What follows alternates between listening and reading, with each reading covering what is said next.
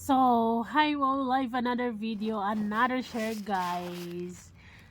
Bago tayo matulog, alam ko, may mga nagwo-worry na dyan, may mga nalulungkot dahil bigla ba namang nag-log out ang Facebook, session expired, pati Messenger.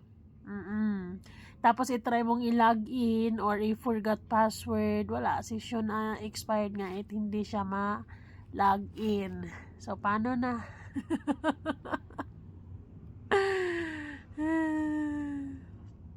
Nako. Natatawa ako sa GC9, buti ka mata, hindi ilong. Bulangin ang biglang. Ay, nako, Diyos ko Lord. So, ano na bang update?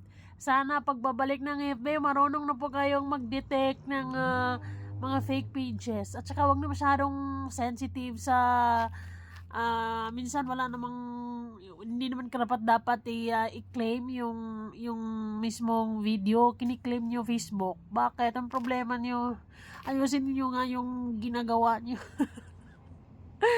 Nagre-reklamo na ang person. Totoo lang, guys. Sa Facebook ang iwan, parang it's a waste of time.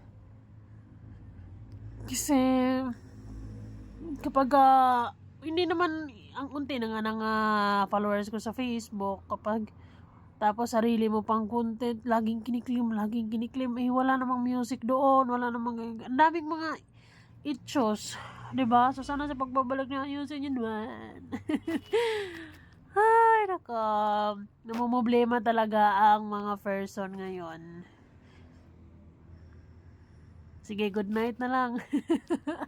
At least, makakatulog ka ng medyo maaga, di ba? Sa mga may puyatin, sa mga nagpupuyat era dyan. Wala, sige. Baka bukas meron biglang nag-aaway kasi biglang nawala, biglang walang reply. Though hindi pala siguro kasi pre-parehas naman. Wala naman pinipili si Facebook all over the world. Bye, Facebook!